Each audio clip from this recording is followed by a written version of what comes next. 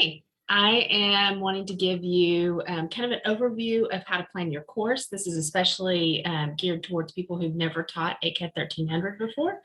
I'm going to do a part one, and it'll just be a brief overview of kind of how to approach planning your course. And then my part two will dig into some of the required assignments and kind of, where to place them and how to think about them, and maybe even how to adjust them to your own kind of interests.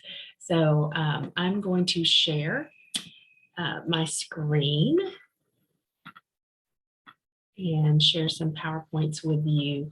These are in the folder, the ACAD 1300 Journeys to Success folder, and I will be sure to link them in an email to you.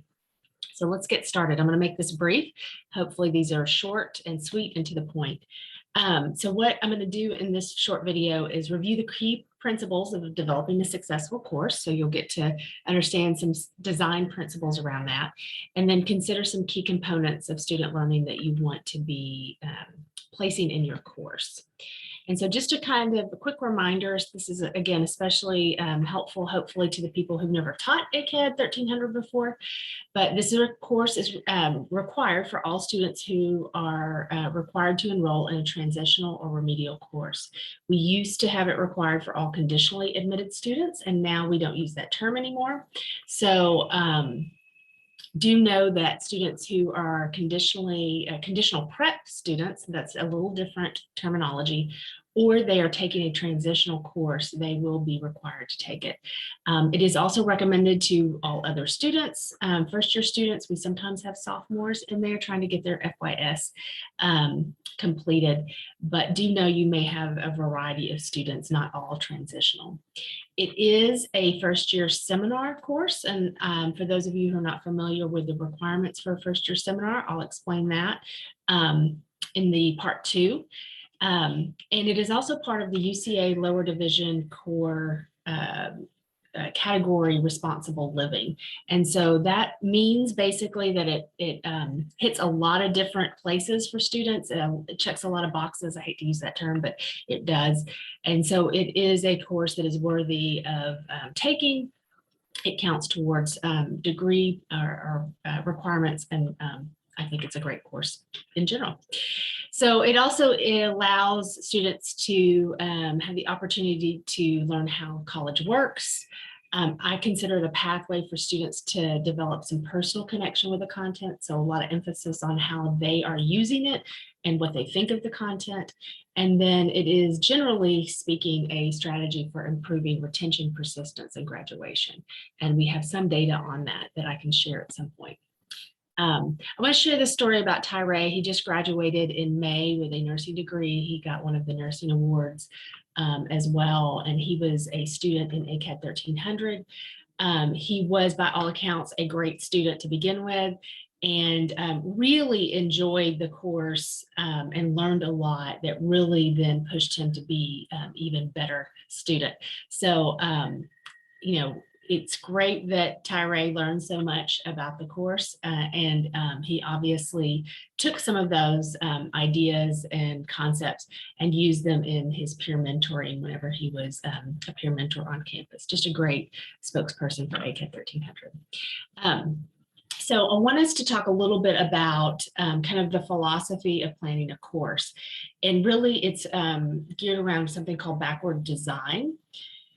And what that means, you don't have to have a PhD in instructional design to understand all the ins and outs of this. It really just means that you want to begin planning your course with figuring out what you want students to be able to do at the end.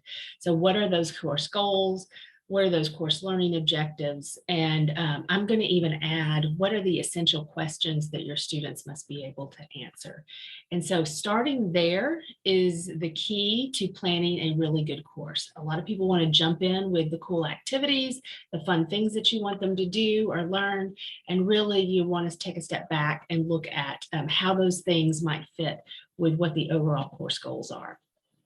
Generally speaking, our ACAD 1300 is helping students increase college knowledge, improve their self-awareness. So that can be done through a lot of reflection, a lot of discussion, It's really also about refining academic and personal skills. I say refining because a lot of them come in with certainly developed skills in certain areas. And we're just trying to help them make them appropriate for the college setting. And it's also a course that gives them access to the resources that will help support them, or at least get them introduced to those resources. So fortunately for you, you don't have to create the learning objectives for the class. They are already there, but I do want to point them out because that is what's going to guide what you do in the course. So you'll see there's explain college expectations, apply skills, attitudes, and metacognitive habits that encourage academic success and persistence. Those are those academic strategies. Explain the physical, social, emotional, academic benefits of course resources. So not just giving them access to those course resources or telling them there's a student health center, but having them connect those resources with actual issues that students may face. Identify strategies to decrease the negative effects of stress. I'll tell you right now, students really, really appreciate any content around this. Develop relationships with faculty, staff, and peers. A variety of ways you can do that. We do have an information literacy component that I'll explain in the part 2, but that is one of our course objectives. So we have to introduce those concepts and have them practice them, and then create short-term and long-term academic goals. And that can happen anytime in the course of the semester. Usually good idea to introduce it early on. Why are you here? What do you want to do with this degree? And then revisit their goals at the end of the semester. So those were the course objectives. They're found in the syllabus. These are what I'm considering or calling the essential questions of ACAD 1300. They also formulate the final exam questions, and I will discuss in part 2 what I am thinking about and what I would like you to do for the final exam. And yes, we need to have something that is a cumulative final experience for students. There could be some varieties of ways that you can do that or present that, but I'm going to talk about why I think it's important to have a final exam that is along these lines. So you're going to see that it is divided by topics. It has sub-questions, and really it's designed for students to give a cumulative, lengthy, detailed description of what they think the answers to those questions are. And there are a variety of ways that they can answer these, but it is definitely something that we're going to coach students on how to write. And I certainly don't mind you sharing these questions at the very beginning of the semester to say, here's your final exam questions. We're going to work together to answer them. I think that sometimes helps them decrease their stress. So just want to briefly share those required assignments that are part of the course. Again, in part 2, I'm going to dig deeper into those, but do know that these 3 elements are the reason that we can call this a first-year seminar. So they have to be part of the course. There is what I'm calling a self-awareness assignment that is tied directly to the responsible living rubric. I'm going to give you some examples of how you can kind of tweak this assignment. It doesn't have to be exactly like what I'm going to show you, but it does need to tie into the rubric so that we are showing the UCA Core Council that this course does indeed still fit that category. Some general ideas. You'll want to probably have the final assignment due at the end of the semester, kind of as a cumulative piece. And you may also want to think about dividing it up into short sections over time. It could be having them write a goal, having them diagnose an issue that they have, that they struggle with, and then finding resources throughout the semester to then write about in their final assignment. So that is the self-awareness assignment. And like I said, I'll give you some examples in part 2. There's also information literacy. It's a written and collaborative assignment. It also ties into being a first-year seminar. We have to show some collaboration and we have to show written communication. Fortunately for us, Amber Wilson has developed an incredibly robust folder in Blackboard that is all the information literacy information. It is content. She's done some great videos. It's some activities, some application assignments, and you can almost pretty much just open it up, give it to students with very minimal direction. But I'm going to show you how to walk students through that because they'll need a little bit of help along the way. And then the third required assignment can be very short, can be very, very sweet. Does not have to be as lengthy as the first two, but it is also a requirement to be a first year seminar, and that's the UCA core assignment. It is best whenever you're kind of coupling it with what kind of classes do you want to take next semester? What kinds of things are you taking now that are fulfilling those requirements? And just an overall discussion about the purpose of the UCA core, lower division and upper division. A lot of great ideas and activities, and I'll probably call out some of those that people have done in the past that might be helpful. So that needs to be some sort of standalone assignment. Like I said, it can be a very short reflection where students just write what they've learned about the UCA core. It can be a quiz. We don't get a lot of direction from the UCA Core Council on what exactly it needs to look like, but we do need to have students recognize that they understand what the purpose of the UCA Core is. And I think this class is perfect for that. So I want to talk a little bit about kind of just some general ideas of what you want to think about whenever you're planning your course. And all of this material, by the way, if you see some screenshots, those are in the first 18 pages of the instructor's resource manual that I linked in a previous email.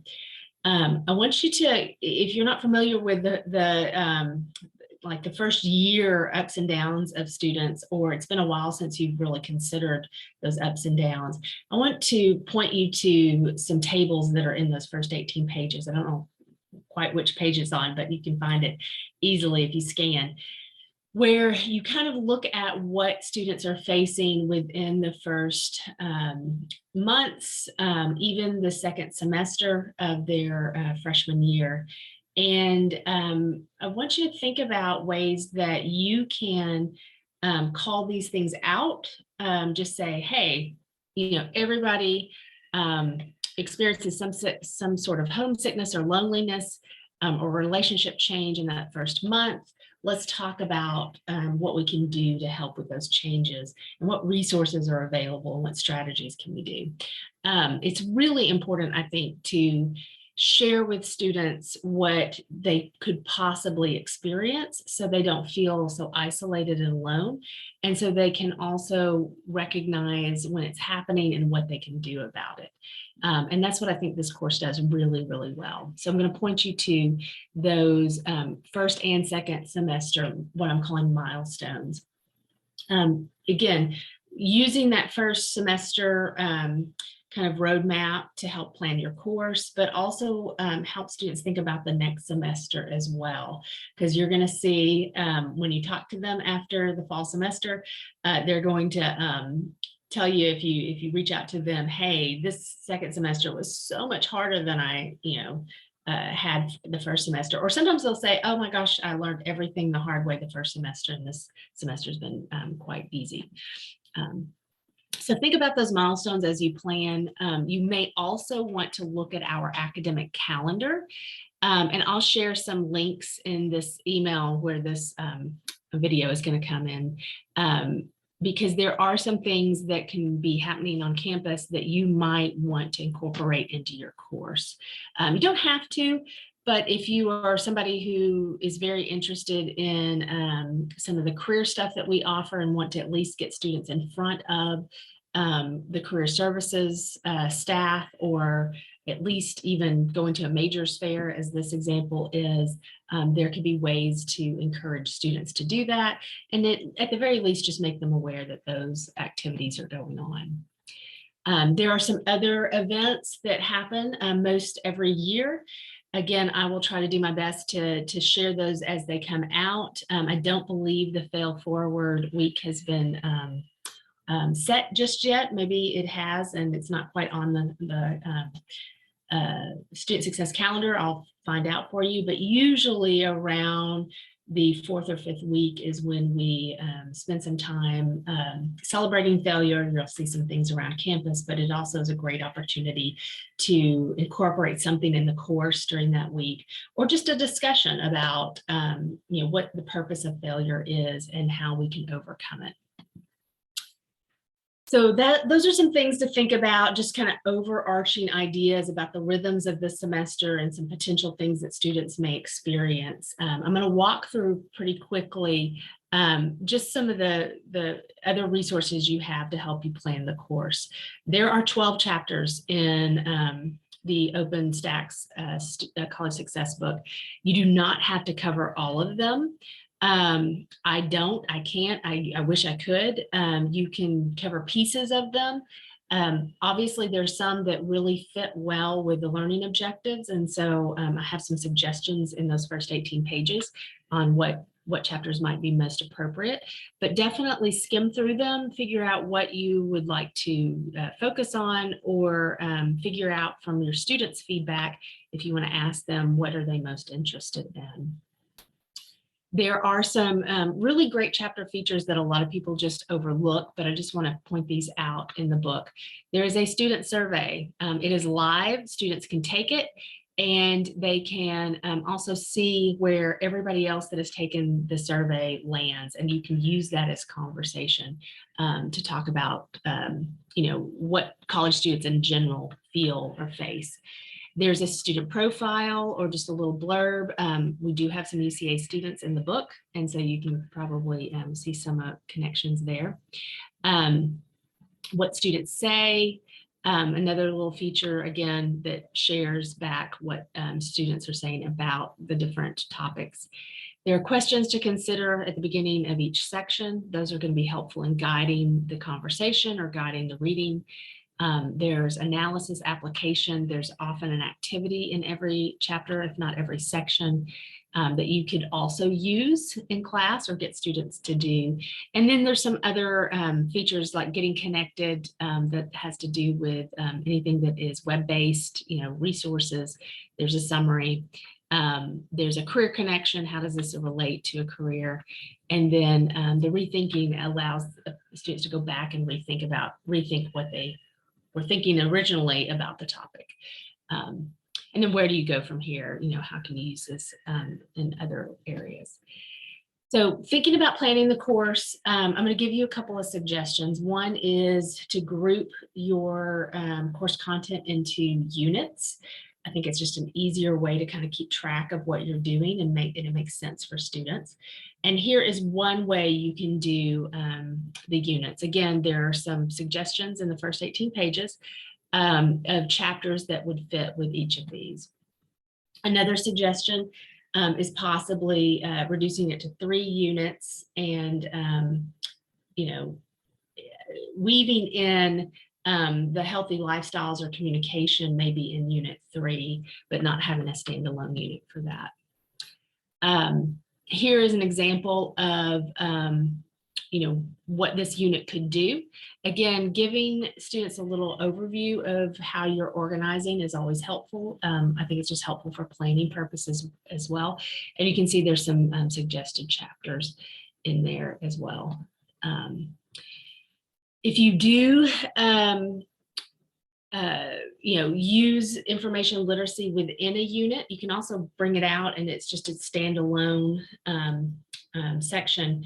It fits nicely in the strengthening academic strategies because information literacy is something that is academic and something that we'll be doing for quite some time.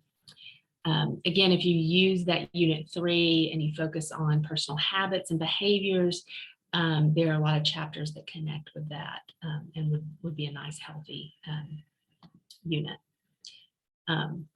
Notice that in unit 4, which usually comes at the end of the semester, that chapter 4 called Planning Your Academic Pathways seems to fit nicely there. So oftentimes I will skip chapter 4 at the beginning of the semester. Don't have to, you could introduce it there. There's some good goal setting information.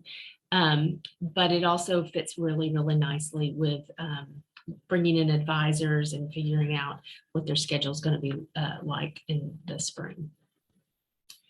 Again, putting a little plug for those first 18 pages, you're going to see some considerations for a weekly calendar, complete with some learning objectives, suggested readings, and reminders that could be very helpful to students.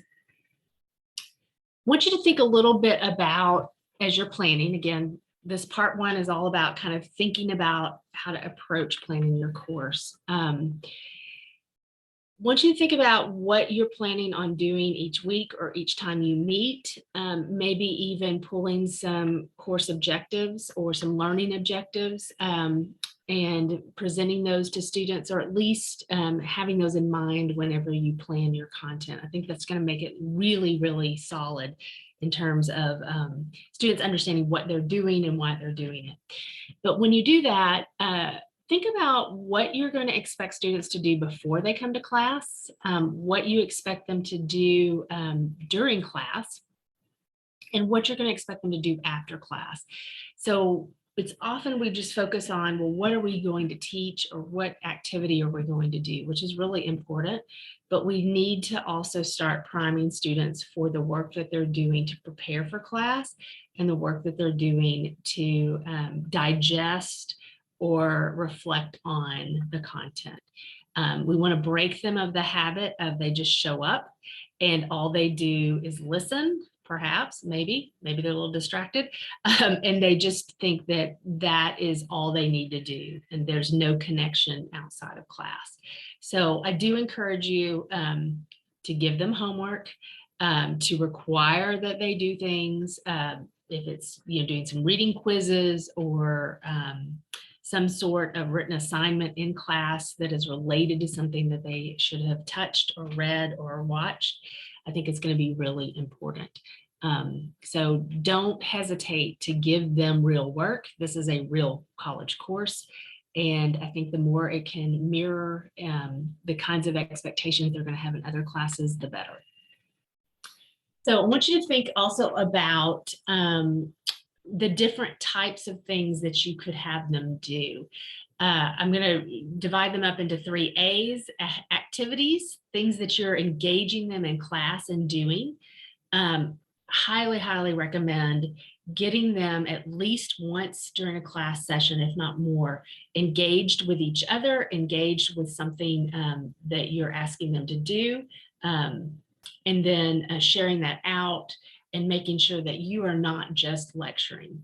There are plenty of times, though, in this content that you might have to get through a lot of material and thinking about the financial aid information. Very, very efficient to talk about grants, loans, and scholarships if you just tell them about it. But it's going to be much more meaningful to them if they actually work through something and kind of practice some ideas or talk through content with themselves or with each other. So activities, something you do in class. Assignments can be done in class. They also can be done outside of class, perhaps maybe get started on in class and then ask them to finish it later. But think about that in terms of what kinds of strategies you want to use and what you want to use that class time for. But definitely find ways to apply. So if you talk about note taking in class and you do a whole exercise on getting them to take really good notes, perhaps then the assignment is watch this very short video, do Cornell notes or outlining notes or mind mapping, and show me that you are able to do this again outside of class and submit that by the end of the week.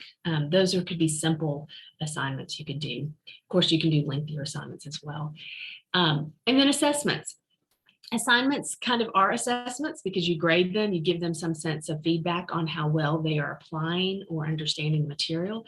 But I think of assessments too as oftentimes the quizzes, tests, other ways of getting them feedback on, did you get it right? Did you understand it? Did you get it wrong?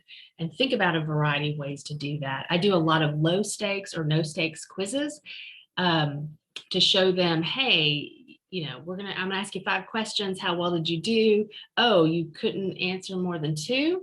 What is that telling us? What is it that you need to do differently? If this were a real quiz, you wouldn't have done well. So let's make some changes to that. Again, going to point you to the instructor's resource manual beyond the 18 pages, but it is replete with activities, different things that you can do. There are lots of case scenarios that work really well with discussion and written assignments or activities. There's also, like I said, assignments and activities within the book. So the image on the right actually comes from the book in chapter 2. And so you can certainly pull that up and ask them to do some of those as well. One of the best things to do, though, is when you have them do an activity, debrief. What did you learn from it? Why did we do it? What skill did we develop? What learning objective did this connect with? What is this going to help you with in terms of a bigger project? So if we do something small in the information literacy unit, and we talk about identify different reliable sources, we may then talk about how that's going to help them on their radar assignment. So making those connections is going to be really helpful. And then encouraging collaboration through group work, mixing it up, letting them get comfortable with groups near them, but then being conscientious about changing it up and getting them to talk to other students is going to be helpful as well. And again, the instructor's resource manual has lots of assignment examples that you can pull from as well. And you can find a lot in the Google Drive. I said this was going to be short. I've talked a little bit. I'm going to try to get through the rest of this stuff fairly quickly, so I still have your attention. Again, assignment best practices. Make sure you cover the expectations. Discuss the hidden curriculum in terms of what the expectations are. I need you to spend some time on this. It's going to take quite a bit of time. I need you to estimate that. Don't rush through it. If you have a grading rubric, give that to them and talk through what your expectations are. And then obviously grade it as quickly as possible and give them some good feedback. And if you have a model assignment, it's always a great idea to share that ahead of time. And again, pointing you to the instructor's resource manual gives you some stuff. Like I said, a little bit about the assessments, use both formative and summative. Meaning you can do some that just give feedback and they're not for a grade, but you also may want to incorporate actual tests or quizzes that are for a grade that are kind of solidified, permanent, and put in stone.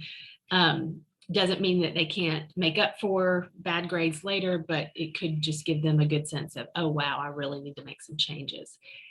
Look for different ways to do that. I do group quizzes sometimes, not just individual, but group quizzes. And those are kind of interesting because they help students kind of negotiate what the right answers are and see who in the class is a pretty strong student and who they might want to pair up with to study. And it really does help to talk through answers of any assessment and coach them through why they think they got it right or wrong. So last thing that I want to share, kind of to sum this up, is basically the backward design principle, which I talked about, which is you always start with your goals and objectives. You have those already for you. Then you choose your assessment measures. What do I want to have them do? How will I know they met those goals? Then you select your content, your chapters, your activities, however you want to work that out.